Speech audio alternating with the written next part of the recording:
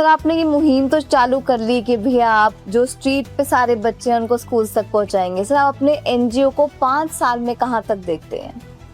Ma'am actually मैं ये चाहता हूँ कि आज तो शुरुआत किया है, ठीक है, 300 बच्चे हैं, 2 सेंटर है, बट क्या ऐसे लोग सिर्फ यही दो जगह पे है या 300 लोगों में ही है? नहीं, ये बहुत बड़ी एक मिशन है, बहुत बड़ा एक चैलेंजिंग है, जो हमें ऐसे बहुत लोग हैं जो बहुत दूसरे एरिया में भी है, ठीक है। और तो उन लोगों तक अगर मेरा चीज़ें, अगर मैं भगवान का आशीर्वाद रहा है या भगवान का साथ रहा है, आप सभी लोगों का साथ रहा, तो मैं चाहूँगा कि भारत के हर कोने में जहाँ भी ऐसे लोग हैं वहाँ तक हम पहुँचे और वहाँ के बच्चे स्ट्रीट टू स्कूल में पहुँचे। बस मेरा ये 5 साल का यही है। बिल्कुल सर, हमने तो ये भी कहीं ना कहीं देखा है कि जो परिवार है, गरीब परिवार हैं, वो कहीं ना कहीं अपनी लड़कियों को, क्योंकि कहीं ना कहीं आज भी जो ये फ़र्क है एक लड़के और लड़की में अभी भी कहीं ना कहीं मौजूद है हमारी दुनिया में, तो लड़कियों, क्या ऐसा है कि लड़कियां कम आती हैं इन स्कूलों में पढ़ने के लिए? मैम आप सही बोले। एक्चुअली हमारे यहाँ एक शुरू से ये चलते आया है कि लड़की है तो पढ़ लिख के क्या करे। बिल्कुल, ठीक है ना, तो बच्चियों को वो स्कूल नहीं भेजना चाहता है। अब उस पेरेंट्स से अगर आप बात करेंगे, उनके माता पिता से बात करेंगे, तो उसका सोचिए, उसका कहना यही होता है कि करेगा क्या बच्चा, मेरा बच्ची पढ़ के 10वीं के बाद या 8वीं बार पढ़ भी लेगी तो फिर इसकी शादी कर देना, ये अपनी शादी में अपने घर चले जाएंगे, ठीक है। ये हमारे साथ खेतों में काम करेंगे, हमारे साथ देंगे, लेकिन मैं फिर उस पेरेंट्स से मैं ये निवेदन करता हूँ, उसको समझाता हूँ कि ये बच्ची आज के दिन में अगर नहीं पढ़ी रहती तो आज के दिन में हमारे भारत के राष्ट्रपति, महिला राष्ट्रपति है, भारत के आज बहुत सारे ऐसे लड़कियां हैं जो पढ़ लिख के आगे बढ़ी है और आज समाज में देश का नेतृत्व कर रही है। बिल्कुल, ठीक है ना, तो आपके बच्चे में भी वो हो सकता है कल दिन ये बच्चे, क्योंकि यदि घर की एक लड़कियां पढ़ती है तो सिर्फ वो अपने घर में पढ़ाई नहीं करती, वो समाज में बदलाव आती है और देश में बदलाव आता है। तो आप बच्चियों को जाने दें स्कूल, और उसको भी जैसे बच्चे आप अपने बेटे के लिए करते हैं वैसे बेटियों के लिए करें। तो ये चीज़ अब समझ में आने लगा है लोगों को कि हाँ नहीं, सबका एक समानता के अधिकार की बात करते हैं, तो हमारे लिए जितनी बच्चे को पढ़ने का इम्पोर्टेंस है उतने बच्चियों को पढ़ने का इम्पोर्टेंस है। बिल्कुल, तो वो जाने लगे स्कूल और आने लगे हैं। तो आपके पास हैं बच्चियां भी स्कूल? हमारे पास 50% बच्चियां हैं। अरे वाह। Hello all, welcome to our podcast. A podcast where we try to dive into the minds of extraordinary people. People who have either broken barriers, shaped industries, or those who can inspire billions. Today we have with us Umesh Kushwaha ji, who is the founder member of अपने लोग NGO located in Noida. उनके अभी तक 2 schools खुले हुए हैं। He is working on the mission of making possible that every child who is on the street reaches the school, और यही उनकी टैगलाइन है। उनकी यही कोशिश है कि वो आगे बच्चों को पढ़ा पाए। कैसे, हम इस पॉडकास्ट के माध्यम से जानेंगे कि कैसे उन्होंने कुछ बच्चों को रोड साइड पे देखा जो कुछ भीख मांग रहे थे, और कैसे उन्होंने उस एक छोटे इंसिडेंट को अपने लिए इतने बड़े कदम की ओर बढ़ाया कि आज उनके 2 स्कूल्स हैं और वो कम से कम 300 बच्चों को आज के टाइम पे पढ़ा रहे हैं। और उन बच्चों में से कितने ही बच्चे हैं जो चाह रहे हैं कि मैं टीचर बनूंगा, मैं आर्मी में जाऊंगा। तो आप सोचिए कि कैसे उन्होंने बिना किसी सपोर्ट के, आप ये भी जानेंगे इस पॉडकास्ट के जरिए कि उनको कोई भी गवर्नमेंट सपोर्ट नहीं मिला, तब भी वो लगे हुए हैं कि वो इस सोसाइटी के लिए कुछ कर पाए। इस पॉडकास्ट को सुनने के बाद आप कहीं ना कहीं ये भी सोचना कि आप क्या कर रहे हैं सोसाइटी के लिए, हम क्या कर रहे हैं सोसाइटी के लिए। आप ये भी जानेंगे कि कैसे उन्होंने साथ साथ दूसरी जॉब करते हुए, क्योंकि उनको कोई फाइनेंशियल सपोर्ट नहीं है, कैसे कुछ दोस्तों ने मिलके अपनी लोग फाउंडेशन को स्टार्ट किया। आइए सुनिए और जानिए कि कैसे हम भी इस सोसाइटी के लिए कुछ करें।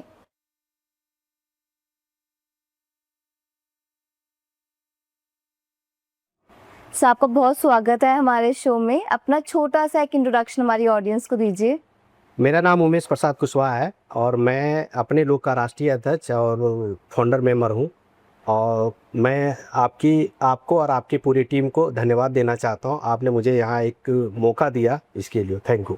सर हमारा सौभाग्य है कि आप यहाँ पे आए। सर मैंने आपके बारे में काफ़ी पढ़ा आपको यहाँ बुलाने से पहले, और मैंने ये जाना कि आपने इस सोसाइटी के लिए बहुत बड़ा कदम उठाया है, बहुत बड़ा फैसला लिया है कि आप उन सब बच्चों को जो कहीं ना कहीं गरीबी के हर्डल की वजह से पढ़ नहीं पाते, स्कूल तक पहुंच ही नहीं पाते, आपने ये संघर्ष उनके लिए उठाया, उनके लिए ये कदम उठाया कि आप उनको रोड से उठा के स्कूल तक पहुंचाएंगे। उनके लिए आपने स्कूल खोला।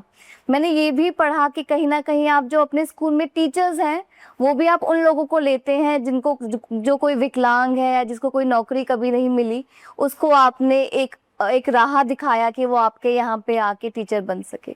सो ये बहुत ही अच्छा आपका इनिशिएटिव है, और हम ये जानना चाहेंगे कि इसके पीछे आपकी सोच क्या थी, ऐसा क्या मोमेंट था जिसने आपको एक ये उत्साह दिया, मोटिवेट किया कि आपने ये स्कूल खोला। थैंक यू फिर से। और मैं इसके पीछे एक बहुत मार्मिक कहानी है कि जैसे हम सभी लोग कहीं न कहीं जुड़े रहते हैं धार्मिक सामाजिक रूप से, तो मैं भी इसी तरह से धार्मिक चीज़ों से जुड़ा हुआ था। तो मैं एक कहानी है कि छोटा सा कि मैं बिरला मंदिर में गया था, तो लाइन में लगा हुआ था, तो कुछ बच्चे ऐसे थे जो आके और मांग रहे थे आपस में कि सर कुछ मिल जाए खाने के लिए या कुछ भी समथिंग। तो मेरे सामने आगे कुछ लोग खड़े थे, तो बच्चों को बड़ा गलत तरीके से धुतकारा और उसको फटकारा, तो मुझे अच्छा नहीं लगा। मेरे को लगा ठीक है उसकी ज़रूरत है, अगर आप कुछ कर सकते हैं तो कीजिए, नहीं कर सकते तो कोई बात नहीं, प्यार से भी बच्चे को हम समझा सकते थे। फिर जब मैंने उससे पूछा कि भाई आप इस तरह से बच्चे के साथ क्यों किया, तो वो मेरे से उलझ गया। फिर मैं मंदिर जाके दर्शन नहीं किया, मैं बैठ के सोचता रहा कि इन बच्चों के लिए मैं क्या कर सकता हूँ ऐसा। और मैंने काफ़ी देर सोचा और वहीं से अपने लोग नाम आया और वहीं से इस नाम का एक तरह से खोज हुई और वहीं से एक मिशन हम लेके चले। सर मैं ये जानना चाहूँगी कि जब आप ये बिरला मंदिर गए तो आपकी उम्र क्या थी, मतलब एक कितने साल के इंसान ने ये सोचा कि मैं ये बदलाव लाऊंगा कि जो बच्चों को धुतकारा जा रहा है उनको भी मैं पढ़ाऊंगा। तो ये क्या उम्र थी तब आपकी? उस समय मैं 10+2 पास किया था। अरे कितनी छोटी उम्र। हाँ, और मैं पढ़ने के लिए खुद भी आया था दिल्ली। अच्छा। तो मेरे लिए तो खुद की एक खोज थी खुद के लिए। बट मैं जिस फैमिली से बिलोंग करता हूँ तो मैंने देखा हूँ वहाँ कि वो सामाजिक एक हमारे परिवार में ही लोग जो है वो ऑलरेडी प्रधान थे, ऑलरेडी समाज से जुड़े हुए थे। तो मेरे लिए तो एक सोच ही वहीं से थे कि मैं किसी दिन न किसी दिन इन लोगों के जो अनरिच्ड है, जो नहीं पहुंच पाते हैं, उन लोगों के लिए हम कुछ करेंगे। Very nice. तो ये एक सोच हमें यहाँ तक लाया। तो बेसिकली आपकी वो इंटरनल वैल्यूज ही वैसी थी, फैमिली वैल्यूज ही वैसी थी, जिस पे आप सोसाइटी की तरफ काम करना हमेशा से पसंद करते थे। और बताइए सर अपनी टीचर्स के बारे में, वहाँ पे आपके साथ कौन कौन और जुड़े लोग?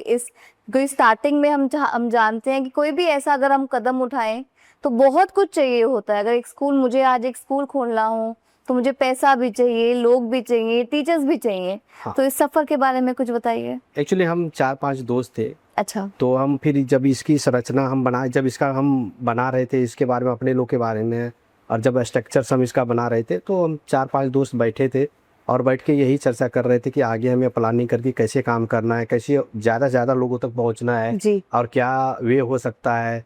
तो फिर हम लोग ने सोचा कि चलो इसका एक हम लोग पहले रजिस्ट्रेशन कराते हैं, और फिर हम 4 दोस्त मिल के इसका रजिस्ट्रेशन किए अपने लोग का। और फिर रजिस्ट्रेशन कराने के बाद एक प्रक्रिया जो होती है वो सारी फुलफिल किए, और फिर हम लोगों ने कैसे काम करना है, क्या करना है, रूपरेखा बना के, और हम लोग ने काफ़ी गंभीरता के साथ इसको हम लोग अपना पढ़ाई भी कंटिन्यू रखे।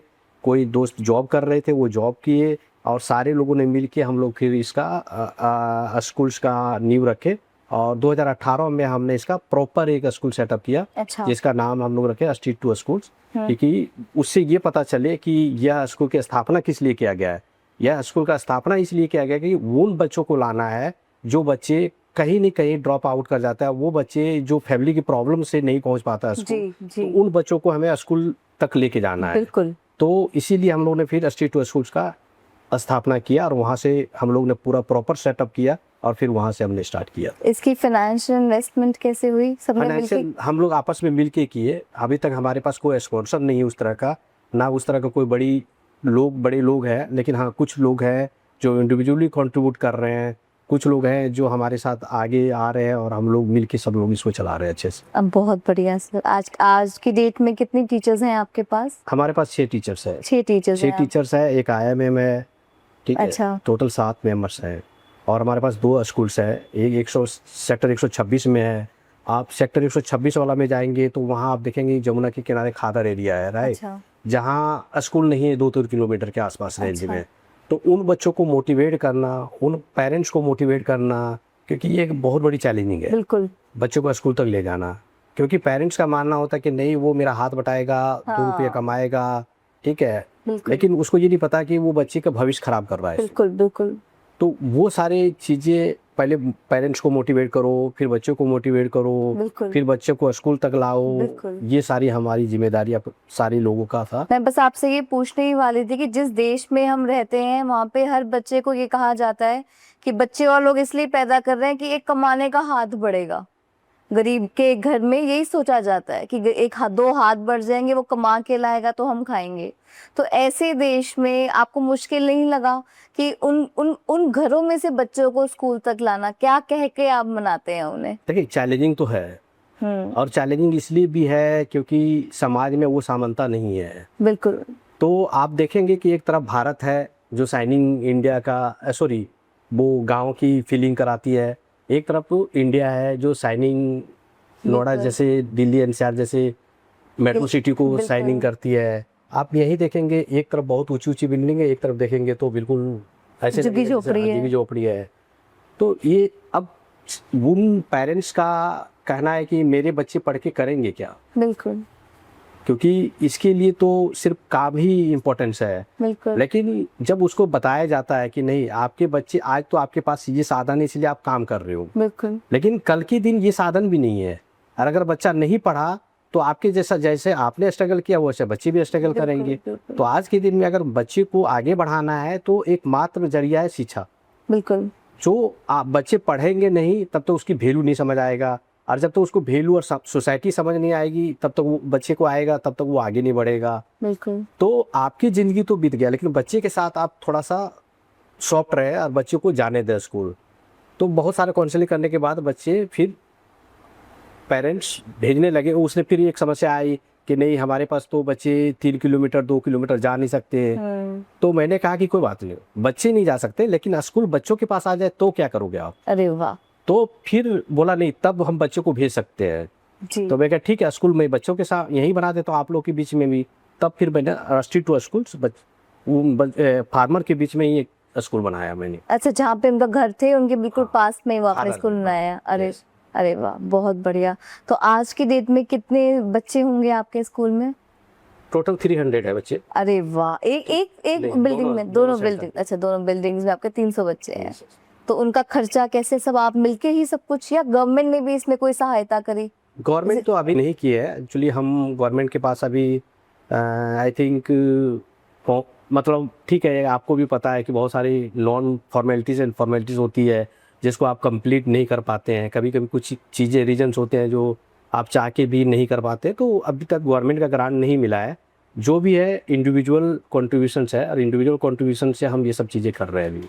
बहुत बढ़िया। और कुछ कंपनियां हैं, कुछ ऐसे लोग हैं जो थोड़ा थोड़ा कंट्रीब्यूट भी कर रहे हैं, तो उससे हम ये सब चीज़ें कर रहे हैं अभी। सर, हम ये सुनते हैं गवर्नमेंट से कि वो खुद NGOs में बहुत कंट्रीब्यूट करते हैं, तो ये क्या, ये सच्चाई नहीं है?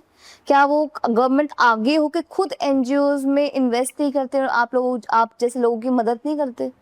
मैम, आई थिंक मुझे तो आज से 10-11-15 साल तो हो गया मुझे काम करते करते। 15 सालों में ऐसा कभी नहीं आया कि गवर्नमेंट ने मुझे सपोर्ट किया हो, अपने लोग को सपोर्ट किया हो। और इस तरह से भी नहीं होता है कि गवर्नमेंट NGO के पास आता है, राइट। NGO अपनी चीज़ों को लेके गवर्नमेंट के पास आते हैं प्रपोजल्स कि हम इस तरह काम कर रहे हैं और इस तरह में हमें आप सपोर्ट कर सकते हैं तो कीजिए। बट संभव हमने भी कोशिश किया, बहुत बार नहीं हुआ, लेकिन हो नहीं पाया। अब रीजन्स हमें भी नहीं पता। पर आप इतना अच्छा काम कर रहे हैं, आपको क्या लगता है कि क्या वो रीजन होगा जिसकी वजह से गवर्नमेंट ने अभी तक सपोर्ट नहीं किया? मैम, हर जगह अलग अलग रीजन्स होते हैं। अब उस रीजन्स के बारे में ना बात करें तो ज़्यादा अच्छा है, क्योंकि ठीक है, कोई कारण होता होगा, कुछ होता होगा, या तो मैं राइट वे में नहीं जा पा रहा होगा, तो ठीक है। जैसे आप कहाँ गए थे, कहाँ जाना पड़ता है एनजीओज को? मैम एक्चुअली वो काइंड ऑफ अलग अलग चीज़ें होती है, CSR के लिए होती है, गवर्नमेंट का कुछ प्रोजेक्ट होते हैं, ठीक है, उस प्रोजेक्ट में आपको अप्लाई करना होता है, Okay. उसके प्रोटोकॉल्स होते हैं, वो Okay. सारी चीज़ें को फॉलो करना होता है। तो आपके हिसाब से आप वो सब प्रोटोकॉल्स फॉलो कर रहे हैं? हाँ, अभी तो कर रहे हैं और हमने किया भी, ठीक है, बट ठीक है, हम इसलिए नहीं खोले हुए हैं कि हमें कोई सपोर्ट करेगा तभी हम इस चीज़ को आगे चलाएंगे।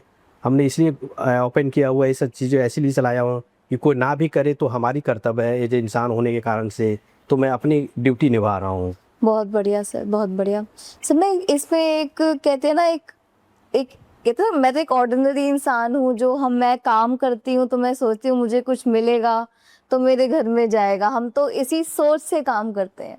तो अगर मैं आपकी सोच जानना चाहूँ, क्योंकि जिस काम में आप हैं, इस काम में तो सिर्फ पैसा जाएगा, आने की तो कोई आशा नहीं है, क्योंकि इसमें तो सिर्फ आप सिर्फ पैसा लगा रहे हैं ताकि किसी का भला हो। तो आप इसके साथ साथ कुछ और भी करते हैं जिसके थ्रू आपको पैसा आता है, या फिर क्या? मैं एग्री करता हूँ आपसे मैम। एक्चुअली हर किसी आज के दिन में महंगाई इतनी चरम पे है, चीज़ें ऐसी हैं जो कि जब तक आपके पास पैसा नहीं होगा तब तक आप चीज़ों को ठीक से कर नहीं पाएंगे, ठीक है। और ऐसी समय में समाज में इस तरह का रोल निभाना, इस तरह का जिम्मेदारी को आगे बढ़ाना बहुत टफ है, ठीक है। लेकिन ठीक है, कहते हैं कि कठिनाइयाँ जहाँ है वहाँ साधन भी है, तो वो साधन के साथ हम अपनी चीज़ों को, एक इंसान होने के कारण से जो मेरा ड्यूटी है, मैं उस ड्यूटी को ज़्यादा प्रायोरिटी दे रहा हूँ। मैं वो काम कर रहा हूँ जो समाज में हर एक आदमी की जिम्मेदारी है। लेकिन ठीक है, हर कोई नहीं समझ पाते हैं, लोगों की अपनी परेशानी है, अपनी प्रॉब्लम है, उस चीज़ों को आगे नहीं बढ़ा पाते हैं। बट मेरा मानना है कि आप इस तरह के जब काम करते हैं तो आपको अपनी परेशानी से ज़्यादा लोगों की परेशानी दिखती है और वो वहाँ से आप प्रेरित होते हैं। आप जब वहाँ से प्रेरित होते हैं, आप समाज से प्रेरित होते हैं, तो आपकी प्रॉब्लम, आपकी जितनी समस्याएं हैं वो छोटी छोटी दिखने लगती है और अब वहाँ से प्रेरित होकर ये सब बड़ी बड़ी कामें करते हैं आप। तो ठीक है, वो एक मेरे लिए चैलेंजिंग नहीं। हाँ, मुझे पर्सनली पूछा जाए कि ये सब काम करने के बाद, हाँ, मैं एक जॉब भी करता हूँ, प्राइवेट कंपनी में मैं काम करता हूँ, उसके साथ साथ मैं मैनेज करता हूँ ये सारी चीज़ें को। तो वो हमारी रोल एंड रिस्पॉन्सिबिलिटी है कि मुझे 24 घंटा मेरे लिए मिला हुआ है, 365 दिन मेरे पास है, ठीक है। तो जब जितना टाइम मिले मैं वो समाज के लोगों के लिए दे पाऊँ, तो मेरे यही सोच रहता है, मैं यही काम करता हूँ। बहुत बढ़िया सर, मैं यही सुनना चाहती थी, यही जानना चाहती थी एक्चुअली, क्योंकि जिस समाज में हम रह रहे हैं वहाँ पे इस तरह के प्रोजेक्ट्स के लिए सपोर्ट बहुत कम है। अगर यही आपको फाइनेंशियल सपोर्ट मिल जाए आपके प्रोजेक्ट के लिए, तो कहीं ना कहीं शायद आपको इतना सब हासिल ना करना पड़े और आपका जो कदम है वो आसानी से आगे बढ़ सके। बट कोई बात नहीं, गवर्नमेंट कहीं ना कहीं एक दिन ज़रूर आएगा जब आपकी वो मेहनत देखेंगी और आपके प्रोजेक्ट में इन्वेस्ट करेंगी। सर, आप एक कोई कहानी बता दीजिए अब, जिससे हमें लगे कि आपने जो इतना बड़ा कदम उठाया वो सच में सोसाइटी का भला करे। कोई ऐसी कहानी, कोई ऐसी जो प्रेरणा दे दे हमारे स्टूडेंट्स को भी, जिनके पास सब कुछ होने के बावजूद भी वो नहीं पढ़ते हैं। तो आप कोई ऐसी कहानी बताइए जिसमें एक बच्चे को आपने थोड़ा सा सहारा दिया और आज वो कुछ बन गया हो। मेरे पास एक यही सेक्टर 126 सेंटर में गिरीश नाम का एक लड़का है। गिरीश, अच्छा, ठीक है। तो वो आँख से, क्योंकि वो थोड़ा ब्लाइंड है तो दिखता नहीं उसको। लेकिन जब हमने वहाँ स्कूल स्टार्ट किया था तब वो हमारे पास, क्योंकि उसको पता नहीं, कहते हैं कि ऐसे लोगों को भगवान भी बहुत ज़्यादा ज्ञान बुद्धि देता है, बिल्कुल, ठीक है। तो वो पढ़ने के लिए आ रहा था, बट मेरे को लगा ये बच्चा पढ़ेगा कैसे मेरे पास, क्योंकि इसको तो हम लिपि और ये साधन तो हम दे नहीं पाएंगे यहाँ। तो बच्चा बोला नहीं सर, मुझे तो पढ़ना है और मैं पढ़ूंगा। जब मैंने उसको देखा कि अब ये बच्चा बोल रहा है तो ठीक है, मैंने बोला सारे बच्चे जहाँ बैठ के पढ़ते हैं इसको भी पढ़ने दो। और जब वो बच्चा मेरे पास आके पढ़ने लगा और पढ़ते पढ़ते, आप बिलीव नहीं करेंगे, मैं खुद को बिलीव नहीं कर पा रहा था कि 6 महीना के बाद उस बच्चे में इतना टैलेंट था। 6 महीना के बाद वो बच्चा पढ़ने भी लगा और लिखने भी लगा और इतना वो, मतलब साइकिल वगैरह सब जो भी चीज़ है वो साइकिल वगैरह चलाने लगा। तो मेरे को लगा यार इतनी ज़्यादा चेंजिंग इस बच्चे में। फिर मैंने उसको 2 साल के बाद बच्चे को जब पढ़ते पढ़ते मेरे को लगा नहीं यार, अब यहाँ से इसको अगर अच्छा थोड़ा और कराना है तो बच्चे को फिर मैं ब्लाइंड स्कूल से ठीक है, उस ब्लाइंड स्कूल में हम उसका एडमिशन करा देते हैं। फिर उसके लिए जितनी प्रक्रिया थी गवर्नमेंट्स की, लाजपत नगर में ब्लाइंड स्कूल्स है, फिर मैंने वहाँ उसका एडमिशन कराया। फिर वहाँ से लिपीस वगैरह जो उसके पढ़ने के लिए होते हैं वो सारी चीज़ें हमने दिलाया। फिर उस समय कोविड आ गया तो बच्चा बोला कि सर मैं तो उतना दूर नहीं जा पाऊँगा, अब मेरे पास वो साधन नहीं है। तो मैंने बोला कोई बात नहीं, आपका हॉस्टल का वहाँ मैं जुगाड़ करा देता हूँ, आप वहीं रहिएगा, वहीं पढ़िएगा। फिर उसका हॉस्टल्स करा दिया, फिर बच्चा वहाँ पढ़ने लगा। फिर बोला सर मेरा मन वहाँ नहीं लगता, मैं यहीं पढ़ूँगा। फिर बच्चा यहाँ आया, पढ़ने लगा। ठीक है, अब बच्चा पढ़ के आज अपने पेरेंट्स के साथ, उसके पेरेंट्स क्योंकि वो खेती करते हैं, ठीक है, उसके साथ आज वो हाथ बटाता है और उसके पेरेंट्स बाज़ार में जाके सब्ज़ी बेचता है, वहाँ आज वो सब्ज़ी बेच रहा है। ठीक है, ठीक है। उसके बाद भी बच्चे में इतना जुनून है कि सर मैं टीचर बनूंगा, मुझे और पढ़ना है। मैं कहा कोई बात नहीं, आपको टीचर बनाऊंगा। तो आज बच्चे को मैं कंटिन्यूसली पढ़ा रहा हूँ और आज बच्चा मेरे पास ही है। ठीक है, अब देखते हैं आगे अरे वाह, भगवान की क्या इच्छा है, कहाँ ले जाता है। बिल्कुल, कम से कम वो कमाने लायक इंसान बना और आगे भी कहीं ना कहीं उसके दिमाग में है कि वो कुछ इस सोसाइटी के लिए बनना चाहता है, एक टीचर बनना चाहता हाँ, है। बहुत सारे बच्चे ऐसे हैं जो, बहुत सारे बच्चे के सपने हैं। कोई टीचर बनना चाहता है, कोई आर्मी ज्वाइन करना चाहता है, कोई आईएएस बनना चाहता है। और उन बच्चों में इतनी टैलेंट है, इतनी पोटेंशियल है कि आप उसको थोड़ा सा सहारा देंगे तो वो एक सामान्य बच्चे से बहुत आगे है वो। बिल्कुल, ठीक है, जो हम आप नहीं देख पाते हैं। बिल्कुल। लेकिन हमारे स्कूल्स में आप जाएंगे तो मैंने 2 सेंटर है, एक सेक्टर 63 में है, जो उसको मैंने बहुत स्मार्ट बनाया हूँ स्कूल्स को। वो स्मार्ट इसलिए स्कूल को बनाया हो क्योंकि बच्चे को ये फील ना हो कि मैं गरीब हूँ, मेरे पास साधन नहीं है, मेरे पेरेंट्स के पास वो साधन नहीं जिसके कारण से मैं प्राइवेट स्कूल नहीं जा सकता हूँ। मैं स्कूल स्मार्ट इसलिए बनाया हूँ कि वो बच्चे जब यहाँ आए स्कूल में तो उसको लगे कि हाँ मुझे भी वो समान अधिकार मिला है जो एक प्राइवेट स्कूल में मिलता है बच्चों को। तो मैंने इसीलिए ये स्कूल बहुत रिकॉग्नाइज ढंग से और बहुत स्मार्ट स्कूल बनाया हूँ यहाँ। अरे वाह, तो ये अंतर है और ये चीज़ें मेरी खुद की सोच है कि बच्चों को जितना ज़्यादा आप उस चीज़ से दूर करेंगे, हीन भावनाओं से उसको आगे ले जाओगे, बच्चे उतने ही प्रेरित होते हैं और उतने ही बच्चे आगे पढ़ते भी अच्छे से। बहुत बढ़िया सर, बहुत बढ़िया। देखना आपकी सच में भगवान देखेगा कि आपने देखो कैसे आप एक सोसाइटी को एक टीचर प्रोवाइड करेंगे, एक आर्मी पर्सन प्रोवाइड करेंगे उन लोगों में से जो शायद उन्होंने कभी सोचा भी नहीं होगा कि वो स्कूल भी जाएंगे। सर ये बहुत प्रेरणा दे रहा है हमें भी कि अपनी सोसाइटी के लिए कुछ करें। सर एक लास्ट मैसेज हमारे स्टूडेंट्स के लिए। सो हम ना ये पॉडकास्ट बच्चों के लिए और उनके पेरेंट्स के लिए करते हैं। मैंने इस बार सोचा था कि शायद हम सब ही अपनी, जैसे आपने स्टार्टिंग में कहा कि हम अपनी जिंदगियों में इतने ग्रस्त हो चुके हैं कि हम सिर्फ अपने से आगे देख ही नहीं पाते हैं। जैसे मैं सिख हूँ सर, तो हमारे में भी कहा जाता है कि एक जो गरीब है वो गुरु की गोलक है। कि जैसे गुरु की गोलक में पैसे डालने से ज्यादा ना किसी गरीब के मुंह में रोटी डाल दो, उसको पढ़ा दो, तो उसका ज्यादा पुण्य मिलता है एज कम्पेयर टू अगर मैं गोलक में पैसे डालती हूँ। तो सर ये बहुत अच्छा लगा मुझे आपको यहाँ इनवाइट करके। तो मैं यही वाला मैसेज ना अपने स्टूडेंट्स तक पहुँचाना चाहती थी कि where in they have everything, उनके पास हर सपोर्ट है। जैसे आपने कहा स्मार्ट स्कूल, उनके पास स्मार्टफोन है, स्मार्ट वॉच है, उनकी तो जिंदगी स्मार्ट है। पर तब भी उनके पेरेंट्स को कहीं ना कहीं उनको ना पुश करना पड़ता है कि जी आप पढ़ लीजिए, आप पढ़ लीजिए। वेयर इन आप एक ऐसे सेक्शन ऑफ सोसाइटी से आ रहे हैं हमारे पास जहाँ पे बच्चे, मेरा मुंह से निकल रहा है, मतलब वो इतने इच्छुक है पढ़ने को कि हमें कोई पढ़ा दे, हम कुछ बन जाए। तो सर उन बच्चों के लिए एक लास्ट मैसेज हमें दे दीजिए जो ये बच्चे ये पॉडकास्ट सुन रहे हैं कि पढ़ाई कितनी जरूरी है और उनको जो उनके पास है वो कितना मूल्य है और उसका कितने और बच्चे हैं जिनके पास वो चीज नहीं है, तो उनको उसकी वैल्यू रियलाइज करवा दीजिए सर। देखिए, या तो 2 चीज़ें ऐसी है कि जिसके पास, जिन पेरेंट्स के पास, जिन बच्चों के पास साधन है, ठीक है, वो कहीं नहीं कहीं फिर भी पढ़ने में रुचि नहीं रखते हैं, इंटरेस्ट नहीं रखते हैं।